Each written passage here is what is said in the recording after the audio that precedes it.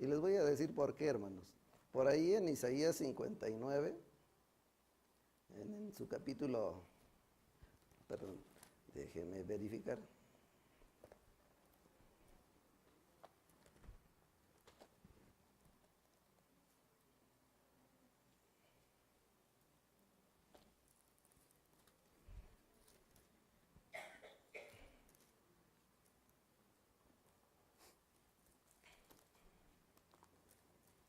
Tómenme el tiempo, hermano. Les dije 5 minutos, ¿verdad? Isaías 59, 8.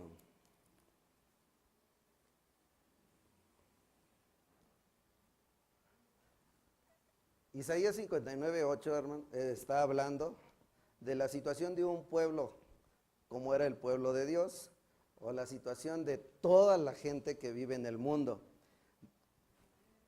Tantos, ustedes luego pueden leer el contexto de ello, pero realmente la situación del ser humano es semejante a esta parte, en el cual todas nuestras actitudes tienen que ver en ir distorsionando lo que Dios quiere de nosotros, y nos llevan en una situación de condición humana. Y al final de cuentas, todo lo mal, todo lo que digamos, hagamos o pensemos, concluye con esta parte. Dice, hablando al mundo, no conocieron camino de paz, ni hay justicia en sus caminos, sus verdades son torcidas, cualquiera que por ellos fuere, no conocerá paz. Esa es la condición del hombre. O sea, cualquiera que sea su situación, esa es la condición del hombre que Dios creó, bien. Pero hay una gran bendición para los que en algún momento han tenido un encuentro personal con Cristo. Y ustedes acaban de leer, o todos acabamos de leer, Mateo 18, 15, 17. Bien, esa es la condición del hombre, hermanos. De tal manera que Mateo está hablando en especial. Y hoy vamos a descubrir esta parte. Les decía en 3 minutos, en 5 minutos, porque basado en esa situación, Elohim, por favor, basado en esa situación, hermanos, hay una explicación clara que no tuviéramos necesidad de explicar si todos nosotros conociéramos la Biblia y la hayamos leído una vez al menos. Me llama la atención el último comentario que me decía mi padre. Dice, yo he leído este libro y sé que todo lo que haga y todo lo que he hecho, lo que haga, dice, me condena al infierno. No tengo la menor duda. ¿Sí? Tenía una convicción plena, equivocada, en base a lo que había leído. Bien, nosotros hemos estado estudiando algunos patrones que como hijos de Dios debemos considerar siempre, hermanos. ¿Basado en qué? Primero, se habló de la base de nuestro perdón. ¿Sí? Y nos dieron una explicación, quién es el perdón, bajo qué circunstancia lo podemos nosotros considerar. Hablamos acerca de confesando nuestros pecados. No hay otra forma de confesar pecados si no entendemos el perdón. ¿Sí? No hay otra forma. ¿Sí? Y hoy vamos a hablar acerca de perdonándonos unos a otros. ¿Se dan cuenta? Es la base, lo que todo el mundo debe de saber y lo que los cristianos necesitan entender para hacer. Bien, si entienden eso, hermanos, creo que ya estamos del otro lado. Se acaba el sermón, si ustedes leen lo que hay en su boletín. ¿Sí lo leyeron? ¿Sí? Sí. Bien, si hacemos una buena relación, se acaba el sermón, ¿se dan cuenta? Y tendríamos que salir convencidos, hermanos, de que nosotros tenemos un gran problema como hijos de Dios. Como creación de Dios, necesitamos recurrir ¿a quién? Al que conoce, al que es, al que nos da dirección de qué es el perdón. Por ahí hay una cita de Hebreos 9:22 que nos dice que la base del perdón, es de nada más, es el sacrificio. Dice, ¿cómo dice? 9:22, ¿ya lo tienen por ahí? Sin derramamiento de sangre, no hay remisión de pecados. De tal manera, hermanos, que el único medio que nos va a hacer entender que necesitamos ser perdonados es la sangre de Jesucristo. Ya la tenemos, ¿verdad? Entonces, bajo esas circunstancias, creo que, les decía, leyendo esto, hermano, que nuestro hermano puso en el boletín, es suficiente para hacer una autoevaluación. Yo les decía, hermanos, el sábado pasado, que nosotros tenemos que evaluar las cosas. Dios nos ha dado la facultad de elegir entre el bien y el mal, entre la fe y la incredulidad, entre lo que decimos para edificación o decimos para instrucción. Siempre nosotros tenemos esa capacidad de elegir. Es algo que Dios es muy respetuoso en las características que nos dio. Entonces, hermanos, bajo esas circunstancias, nosotros podemos entender tan sencillo como esto, hermanos, ¿sí? Si hay aquí todavía personas con estas características que nos dice Isaías 59, entonces tenemos que hacer una reflexión nosotros.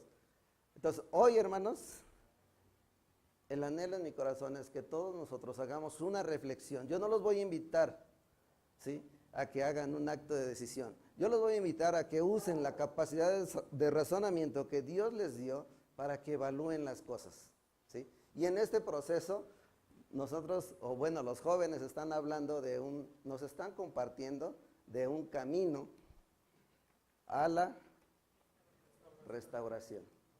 Si las vidas de nosotros no han sido restauradas, hermanos, necesitamos conocer ese camino, ¿sí? Si las vidas de la gente que amamos no han sido restauradas, necesitamos mostrarles ese camino.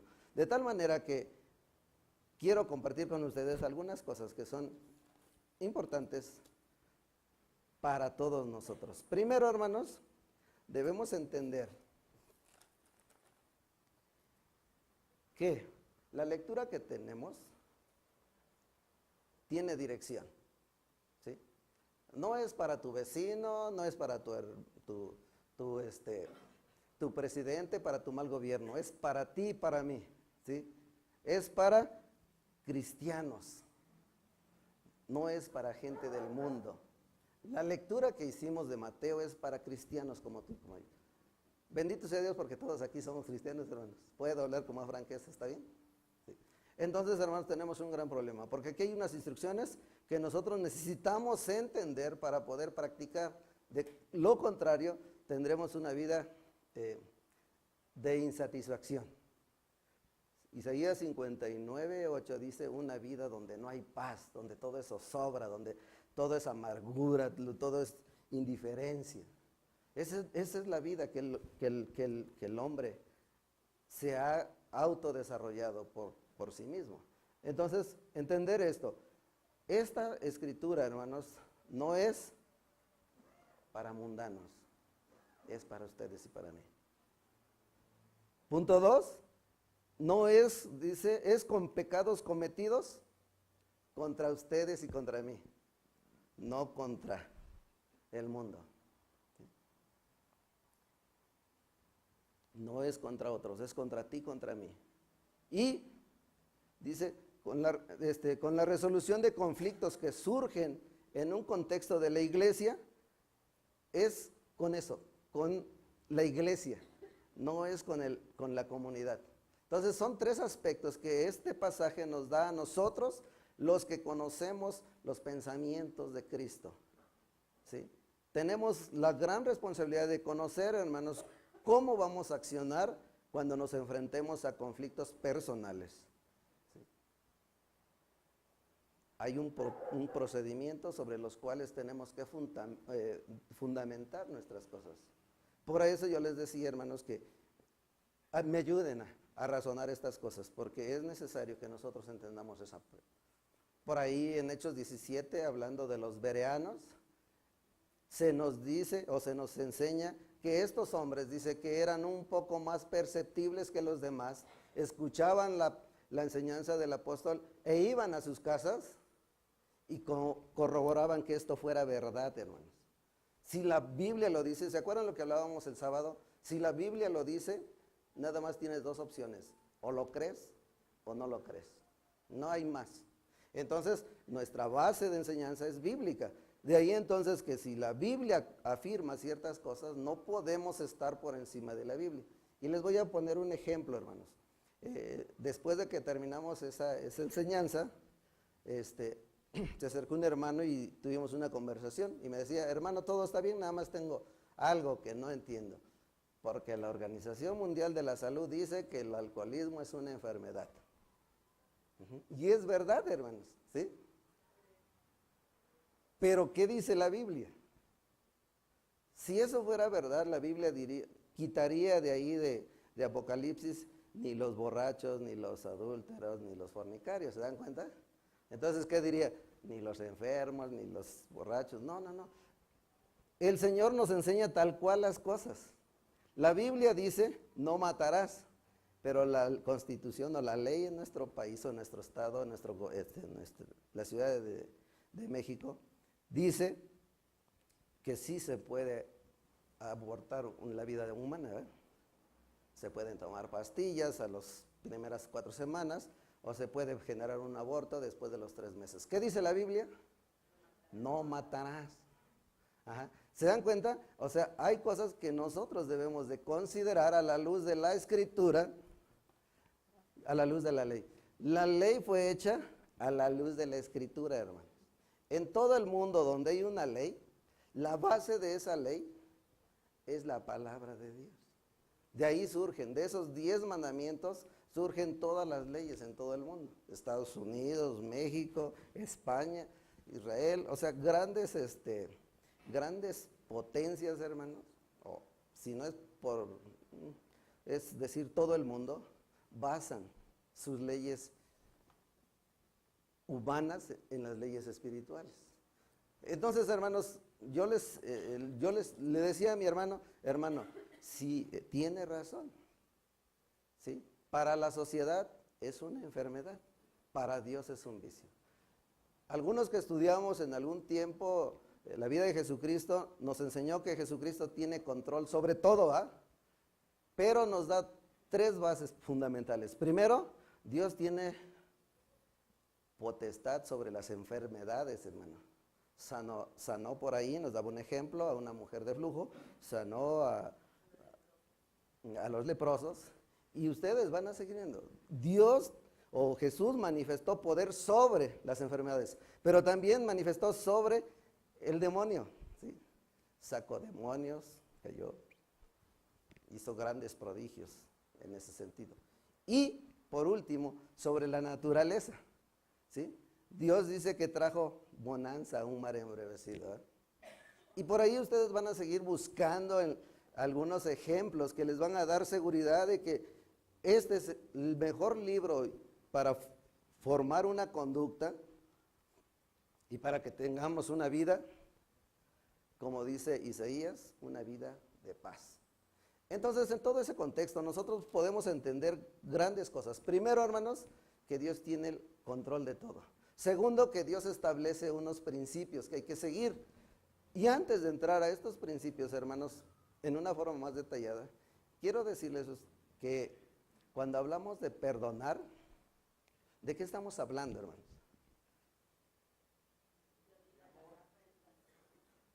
Afrentas, amor.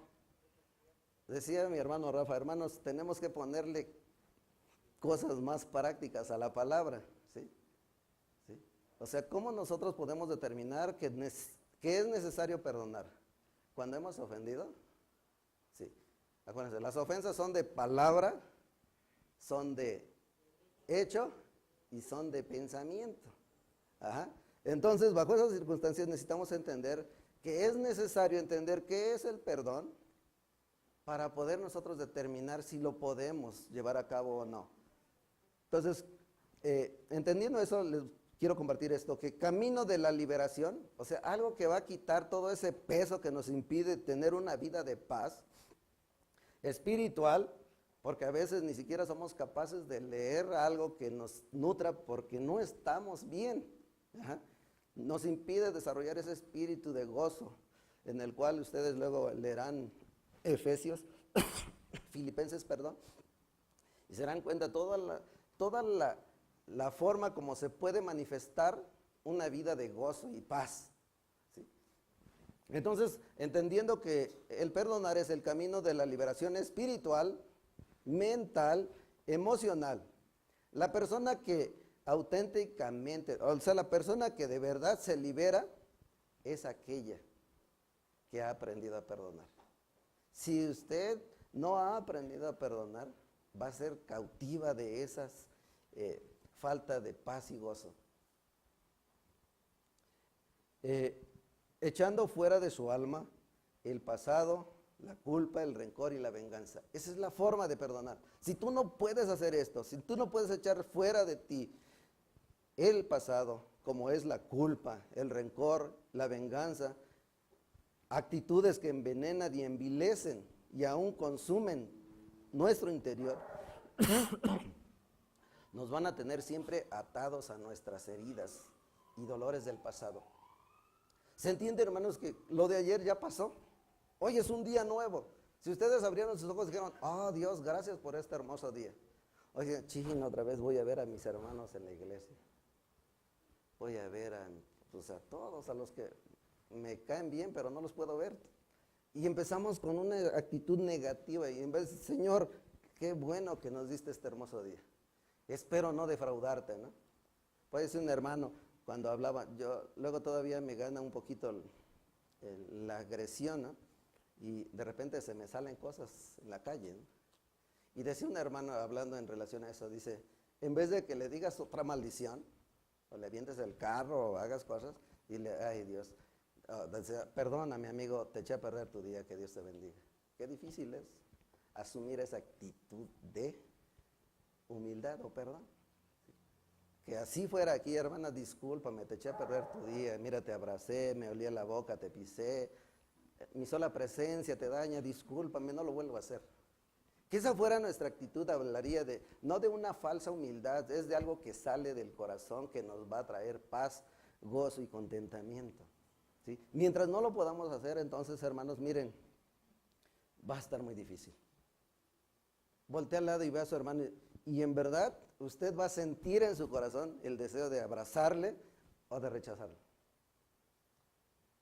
Sí. Mientras eso suceda, hermanos, usted tiene un gran problema. Su perdón no es auténtico. Su perdón no es real. Simplemente es externo. La boca externa cosas, pero el corazón es el que está todo lleno de podredumbre.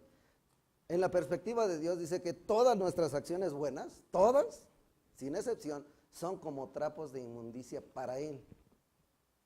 Esto quiere decir, hermanos, que lo más bueno que hagas, que seas un buen maestro, un buen predicador, un buen director, lo más bueno es inmundicia. Inmundicia en el argot de nosotros se dice, ¿no? Hablando en comparativo, que es el trapo que usan las señoras de cocina, ¿sí? Para limpiar todo, o sea, hacer un revoltijo de todos los olores y después ya no lavar el trapo y dejarlo ahí colgado. Después de 12 horas, huele enormemente feo, ¿verdad? Digo, ustedes pueden enseñar de eso, yo lo leí en internet, dirían los chavos, ¿no? Pero esa es una situación así. Todo lo que nosotros hagamos es así, lo más apestoso y desagradable para Dios, ¿sí? Bien, entonces, con esto quiero retomar que perdonar es olvidarte de todo lo que pasó, de todas las culpas que te asedian, del rencor que sientes contra tu semejante. Todavía no lo vamos a aplicar, pero ¿se acuerdan a quién es? Ay, perdón. Dice, a tus hermanos, ¿eh? Lo peor que puede pasarnos, hermanos, hablando ya en cosas un poco más propias, es que tengamos enemistades entre hermanos. Se supone que esta es la familia de Dios. ¿Sí? Todos los que estamos aquí somos la familia de Dios. ¿Sí saben cuál es el peor dolor que causa el corazón de Dios? Es que aún en este pequeño grupo hay enemistades entre nosotros.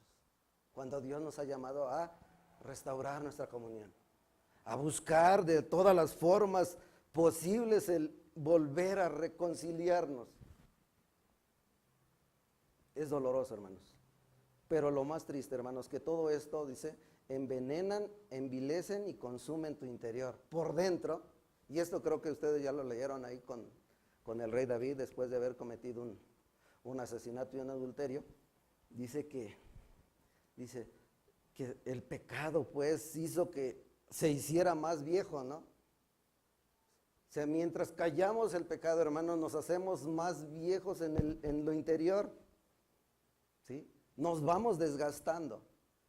De tal manera que llega un punto en el que reconsideramos reconciliarnos con Dios y nuestros semejantes, o vivir una vida miserable de inmundicia y maldad en el mundo del cual salimos, ¿no?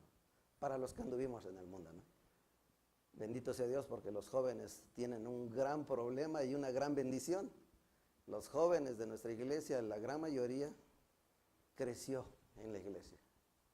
Dicen que es más difícil que un joven que crece en la iglesia ceda a las presiones del mundo. Pero también dicen que cuando un joven que creció en la iglesia y llega a un tope en renegar de su fe, difícilmente lo podemos volver a hacer llegar a los pies del Señor. Entonces, qué gran responsabilidad para todos nosotros, ¿no? Entonces, decía, el hecho de conservar todo esto nos va a ir consumiendo en el interior y nos va a seguir atando a heridas dolorosas del pasado. ¿Qué pasó ayer? No lo sé. Pero Dios no se acuerda, hermanos. Si usted le pide que no se acuerde, es un problema para nosotros estar recordando el pasado y haciéndonos daño, hermanos. Porque ya no podemos cambiarlo. Pero Dios sí puede cambiar. ¿Sí? Entonces, perdonar es difícil. También cuando crees que tú tienes la razón y buscas 1000 justificaciones para no ceder al perdón. Acuérdate que el perdón no es algo que tú puedas dar, hermanos, es algo que te dieron. ¿Se acuerdan? El que vino a perdonar tus ofensas no fuiste tú para con Dios, fue Dios para contigo. Sí, la base de ese perdón fue porque de tal manera amó. Si no sabes amar, pídele al Señor que sí sabe amar, que te enseñe cómo amar a tu semejante. Porque Él no le importó ningún agravio, ninguna ofensa, y Él dice, de tal manera amó Dios al mundo, que dio a su Hijo. Ese es el amor que nosotros necesitamos comprender, hermanos, para poder entender el perdón. Perdonar es difícil cuando crees que tú tienes la razón. ¿Quién te ofendió? Pues el hermano Domingo. Pues entonces es un mal hermano, ¿no? Y en vez de que uno entregue esa inconformidad a Dios, la seguimos haciendo crecer. ¿Saben por qué? Porque Domingo es el mal hermano. ¿Sí? Entonces, porque la persona que está a tu lado es la mala, tú asumes que no la puedes perdonar. Hay pensamientos, hermanos, que dicen, yo no sé perdonar. Tienes razón, no sabes perdonar, porque tu esencia no es Dios. Ningún ser humano que no ha tenido un encuentro personal con Cristo sabe perdonar. Esa es la realidad. Si eso está en tu corazón, discúlpame, hermano. Por eso decía, qué bueno que estamos aquí puros hermanos, porque podemos hablar con franqueza. Tomen nota, a lo mejor me equivoco, hermanos. ¿Sí? Lo importante de todo esto, que hay personas que nos pueden sacar de nuestras dudas. Y aparte tenemos la Biblia. Creo que ese es un principio que nosotros estamos viendo en este pasaje. Perdonar es difícil cuando crees que tú tienes la razón y buscas 1000 formas de justificarte. No hay forma de justificarte. Tú no tienes que justificarte. No tienes poder, no tienes autoridad, no tienes nada. Tú no eres nada para justificarte, como yo no soy nada. Porque solamente hay una persona que nos justifica. Perdonar involucra actitud y acción. Perdonar involucra, o sea, no es decirlo, hermanos, es tomar una acción, una actitud, en la cual tú te despojas de lo arrogante, orgulloso que puedas ser y humildemente reconoces que la has regado. Yo necesito ser perdonado de ustedes, no ustedes de mí. Decía por ahí un comentarista, Dios era tanta su misericordia y su amor que Él necesitaba ser perdonado por nosotros. Fíjense nada más, ¿no? ¿En qué sentido nos decía este escritor? Entonces, nosotros necesitamos entender eso, hermanos. Perdonar, sí es posible. Y si en tu corazón anidas resentimiento, rencor, odio, venganza, Reflexiona, hermano. ¿Sí? Porque es el único camino para la restauración al que nos están invitando los jóvenes. Este es problema de jóvenes, ¿sí? De adultos no, hermanos. Los adultos somos más maduros, más sensatos, meditamos más las cosas, no tenemos conflictos. No, hermanos. Adultos cristianos. ¿Sí? Porque quizá aquí hay algunos que somos niños en proceso. No tengo nada en contra del síndrome del Down, pero somos niños Down, como dicen por ahí, ¿no? Tenemos problemas de conocimiento. No es esa una actitud de los niños Down, hermano, ¿no? Pero a veces hacemos referencias en ese sentido. Pareciera que somos niños que tenemos deficiencias mentales, hermanos, espiritualmente hablando, ¿no? Actitud y acción, hermanos. ¿Cuál es la actitud que tomamos ante estas situaciones, hermanos? Porque es interesante lo que nos están invitando en el texto de Mateo. Acciones que tienes que dar el primer paso. No esperes que la gente vaya y te perdone por todas las ofensas que me has hecho. No, es reconocer. Acuérdense que ese es un hecho bien trascendental en nosotros. Dice, cuando tú, por ahí creo que está en el boletín el texto de Mateo 5, dice, cuando vas al altar y te acuerdas, cuando ya estás aquí a punto de arrodillarte, ¿no? Dice, y te acuerdas que ahí tienes algo en contra de tu hermano. Habló mal domingo así, eso es tener algo en contra del hermano. ¿Sí? Dice, deja ahí tu ofrenda, tus oraciones y tus diezmos y todo lo que traes. Déjalo ahí, aguanta tantito y ve y reconcíliate. Esa es la posición de Dios para con nosotros. ¿Sí? De tal manera, hermanos, que esto va a traer a nuestra alma paz y contentamiento del corazón. Oigan, Filipenses es una carta que habla de puro gozo, hermanos. ¿Sí? De un hombre que estaba en prisión, azotado tantas veces, mordido por serpientes, varado en alta mar. O sea, toda esa experiencia que vivió este hombre, al final decía, señores, regocíjense en el Señor siempre. ¿Cuál es tu más grande problema? Entrégalo al Señor y regocíjate en Él. Si tienes oportunidad, ve y confiésalo. Esa es la parte importante que nosotros debemos de entender. Hay un comentario que dice que la disciplina de la iglesia debe de seguir un esquema. Un esquema ya bien establecido, a fin de que el miembro contra el cual se ha faltado sepa cómo actuar. Este es el procedimiento del amor, paciencia, bañados en la oración. Ese es un esquema de la iglesia. Aquí en Mateo 18 es la primera vez, según los estudiosos, que se menciona la iglesia. Posteriormente se vuelve a retomar hasta allá por Hechos, ¿sí? Pero aquí habla de la iglesia, ¿sí? La actitud que la iglesia debe de tomar ante ciertas cosas es esta, hermanos. Primero, hay que saber cómo actuar. No le vas a ayudar a tu adversario hablando mal de él.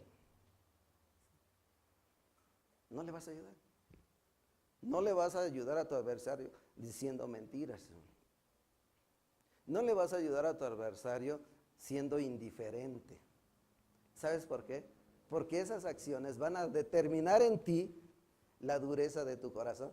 ¿Se acuerdan del procedimiento para endurecer el corazón de Faraón? Sí. Unos dicen, es que Dios había determinado que iba a endurecer el corazón de Faraón. Las acciones que Dios iba a tomar para la liberación del pueblo iban a determinar que el Faraón fuera endureciéndose más y más y más. No quiso perdonar al pueblo y al final de cuentas pagó con su propia vida. Por ahí decía un comentario, pudiendo haber estado compartiendo con todos sus reinos, en Palacio del Faraón, dice, estaba compartiendo con las pirañas y los peces en el mar. ¿Saben por qué? Porque se hundió. ¿Sí? Aún de ese Faraón Dios pudo tener misericordia y tuvo misericordia, pero él decidió endurecer su corazón. Y es la misma condición que funciona con nosotros. Más allá porque nosotros hemos sido llamados a ser parte de la restauración del hombre para con Dios. Nos llamó a ser reconciliadores, hermanos. ¿Y qué clase de reconciliador puede ser aquel que no ha entendido el perdón, hermano? Porque ¿de qué vamos a hablar, hermanos, para con Dios, para con el mundo? Pues del perdón de Dios, ¿no? ¿Sí? De la restauración de una vida miserable en la cual tenemos tantas deficiencias a una vida de gozo, paz y tranquilidad. Que a pesar de todas tus o nuestros problemas emocionales, físicos, intelectuales, mentales, todo eso, no tenemos la paz de Dios. Es más, Jesús lo dijo así, ¿no? Mi paz os dejo, mi paz os dejo. Y yo no la doy como el mundo, hermanos. No está basada en sentimientos, emociones, está basada en el amor. La paz de Dios está basada en el amor de Él. Entonces, tenemos que cambiar ciertas cosas. Bueno, en la medida en que ustedes lo quieran hacer, hermanos, ¿sale? Pues se les decía, esta es una mera enseñanza de una confrontación personal, hermano. ¿Cómo estás tú delante de Dios?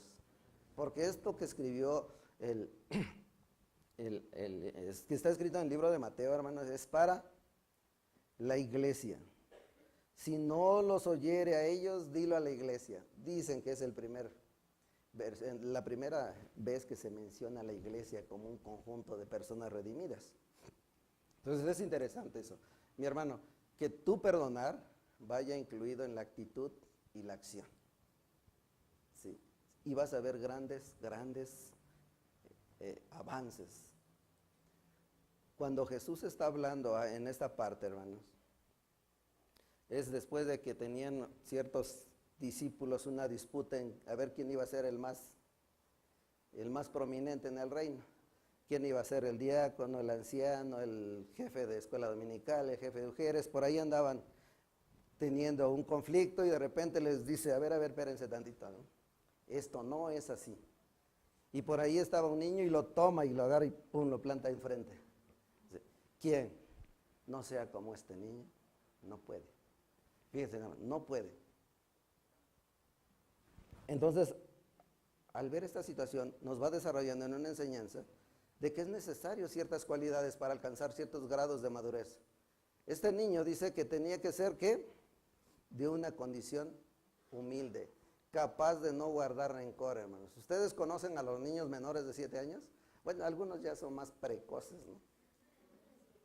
Sí, no pueden perdonar, hermanos. De 3, 4 años ya no pueden perdonar que no les des un dulce, que no les des algo que ellos quieren. Pero en su mente, en su espíritu, de acuerdo a lo que hemos aprendido, hermanos, hay un tiempo de inocencia, ¿eh? Y en ese tiempo de inocencia, el niño no guarda rencor. ¿Qué más, hermanos? Todo lo cree, ¿no? ¿Qué más, hermanos? ¿Tiene envidia? A lo mejor y sí, hermanos. ¿Sí? Pero hay dos cosas. Él jamás va a guardar rencor, hermanos. Jamás va a guardar rencor. ¿Y cuál era la otra? Y todo lo va a creer, hermano. Es una gran responsabilidad para nosotros los padres o miembros de esta congregación cuando damos clase a un niño, cuando educamos a nuestros padres, hermano.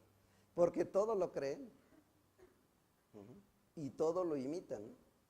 Entonces, es necesario que nosotros tengamos ese espíritu perdonador, todo lo perdonan y todo lo creen. Entonces, nosotros debemos tener esa parte muy clara, hermanos.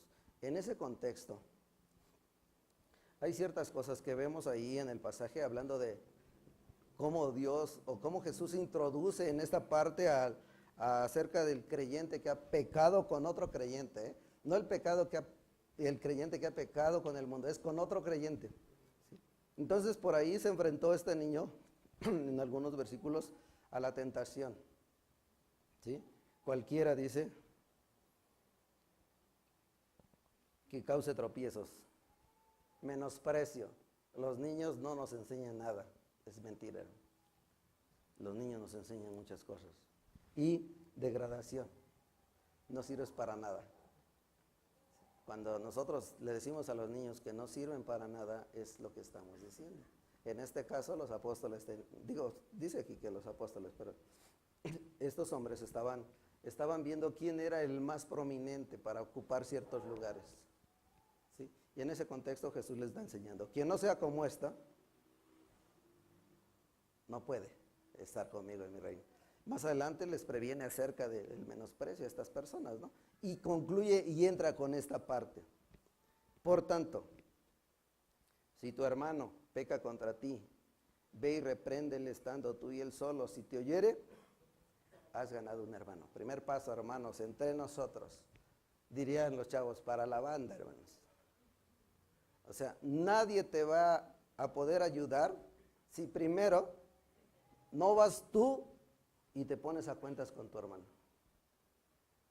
Nadie te va a ayudar, porque ese es el paso, esa es la forma como Dios no lo está dictaminando.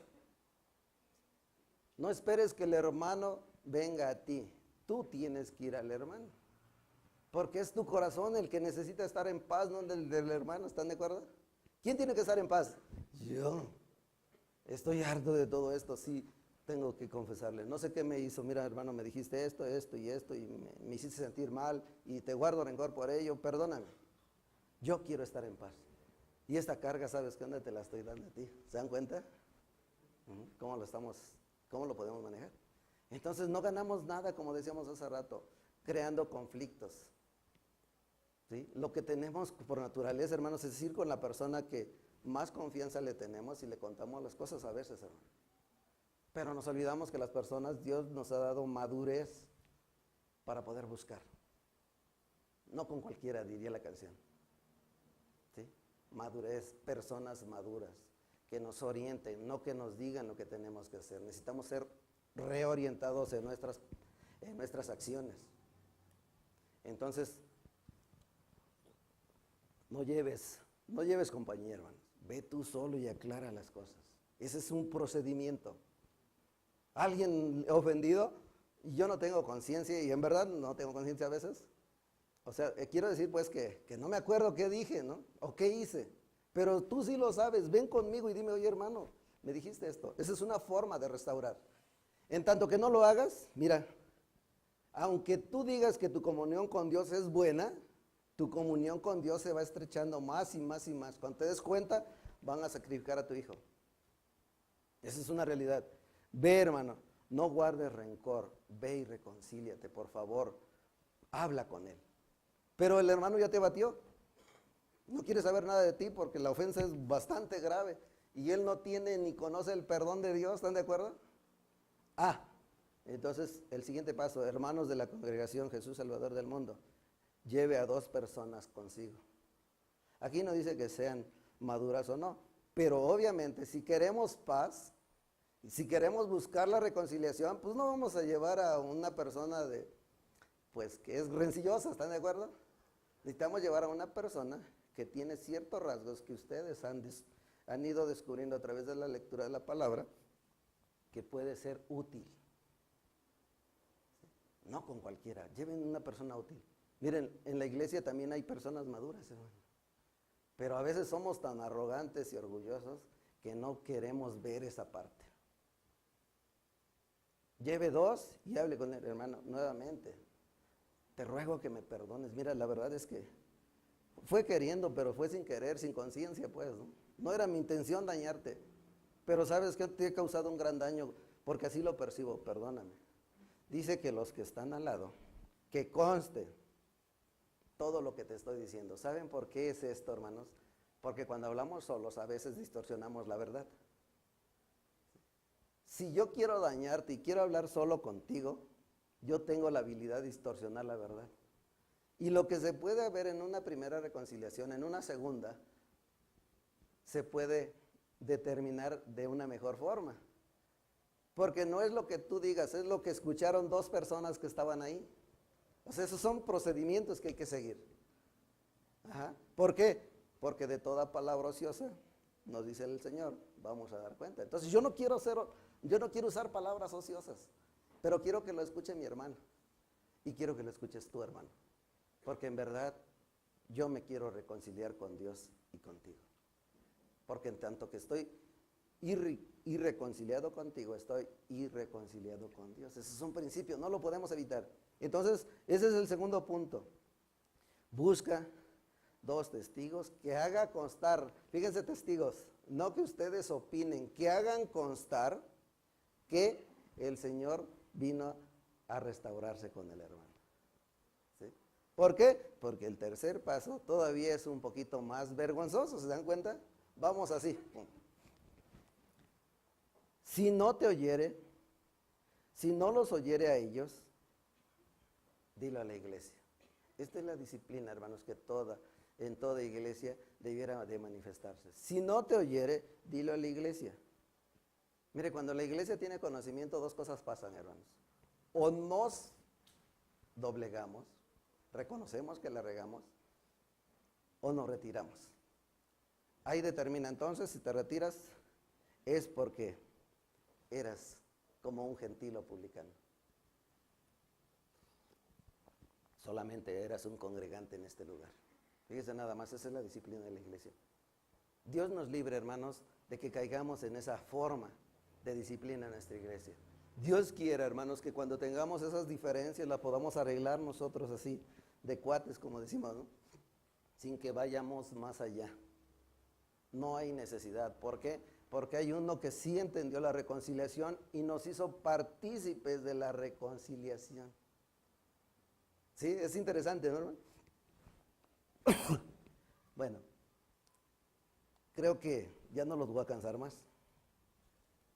Digamos que hay varias notas, pero sería no por demás, sino cansado estarlos repitiendo. Solamente deben ustedes entender que estas cosas que nosotros estamos tratando de entender para compartir son instrucciones muy claras que Jesús deja cuando nosotros nos vamos a enfrentar a las personas que han sido ofendidas por nosotros o hemos sido ofendidos para con ellas, ofensivos para con ellas. Esto que nosotros vemos aquí, hermanos, son las palabras de Jesús, que no son una licencia para un ataque contra el hermano, hermanos. Dice, a cada persona nos hiere la amargura. No son una licencia para iniciar una campaña destructiva de chismes y malos comentarios o pleitos de iglesia que no tienen objetivo. Necesitamos reconciliar a los que están en desacuerdo, de modo que todos los cristianos podamos vivir en armonía. Cuando una persona nos ofende, hermanos, con frecuencia optamos por lo opuesto de lo que Jesús recomendó en este pasaje. Respondemos con resentimientos, odios y venganzas. Sin embargo, no nos damos cuenta, hermanos, que somos nosotros los que estamos cayendo en ese estado de indiferencia que nos lleva al odio, hermanos. Hay un proceso que en algún escritor decía que la indiferencia produce, dice, la ofensa produce indiferencia.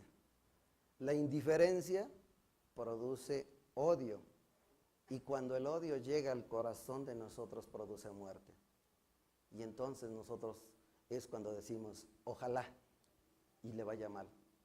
Ojalá y se muera. Ojalá y sus hijos salgan igual que él. Y empezamos nosotros a matar, hermanos. Y ni un homicida heredará el reino de Dios. Que hoy, hermanos, sea nuestra forma diferente de ver las cosas. Miren lo que decía Filipenses 4:4 al 9. Todo el libro de Filipenses, hermanos, nos habla de esa actitud de aquel que Dios lo ha tomado y lo ha llevado en un camino de restauración. Vean ustedes, Filipenses 4. ¿Alguien tiene una versión internacional? Filipenses 4.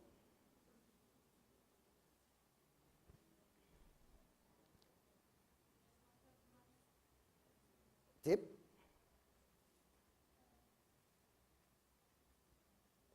No porque sea mejor, hermanos, sino porque nos da una idea del lenguaje en el que nosotros usamos. Filipenses 4:4. 4 del 4 al 9.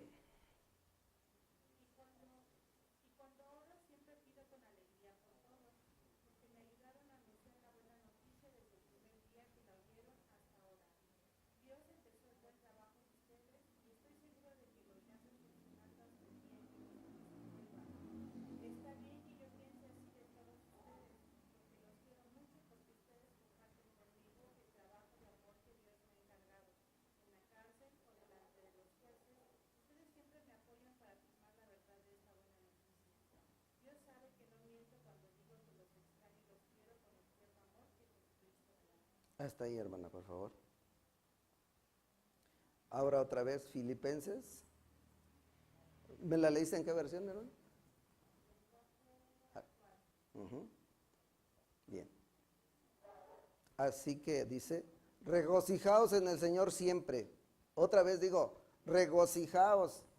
Vuestra gentileza sea conocida de todos los hombres. ¿Saben por qué? Porque el Señor está cerca.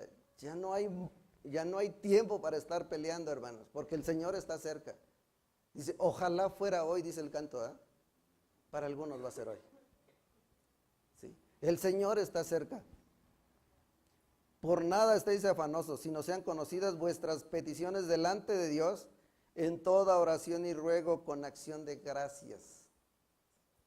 Fíjense nada más, hermanos. ¿Cuál es tu petición para con el hermano que te ofendió? ¿Que se lo lleve el Señor? ¿O que restaure su comunión contigo? ¿Cuál es tu petición? Porque ese es un reto para ti hoy, hermano. ¿Sí? ¿Sabes por qué? Porque el tiempo está cerca para él y para ti. Para ustedes y para mí. Quizá es hoy el último día que nos vemos, hermanos. Y hay rencillas y diferencia entre nosotros. Es triste, hermanos, pero una cosa es real, decía nuestro hermano pastor, cuando estemos en el cielo, uno no va a entrar, que no seas tú, hermano. Ese es nuestro anhelo. Y la paz de Dios, que sobrepasa todo entendimiento, guardará vuestros corazones y vuestros pensamientos en Cristo Jesús. O sea, ese es el deseo, esa es la satisfacción más grande que el Hijo de Dios tiene, en el cual Él se puede regocijar. Vivan con alegría su vida cristiana, dice. Lo he dicho y lo repito, vivan con alegría su vida cristiana. Que todo el mundo se dé cuenta de que ustedes son buenos y amables, porque el Señor viene pronto. Y no se preocupen por nada, más bien oran y pídanle a Dios todo lo que necesitan y sean agradecidos. Así Dios le dará su paz, esa paz que la gente de este mundo no alcanza a comprender. Tenemos un reto, hermanos. Creo que va siendo tiempo de que vayamos considerando si verdaderamente estamos en ese camino al que fuimos llamados a ser restaurados y si podemos ser parte de un camino de restauración. Primeramente de nosotros como cuerpo del Señor y después para con el mundo. Si el mundo no conoce y no quiere saber nada de Cristo, hermanos, es porque nosotros no les hemos mostrado cómo es. Y no dije hablado, hermanos, porque verdaderamente muchos de nosotros compartimos el Evangelio. Pero eso no es suficiente, hermanos. Hay que vivir el Evangelio. Y ese Evangelio se vive en lo personal y se vive en la comunidad. Si esto no es así, hermanos, entonces creo que tenemos un gran problema. Y es tiempo de que hoy lo pongamos en las manos del Señor. Los invito a orar. Mi hermano pastor, por favor.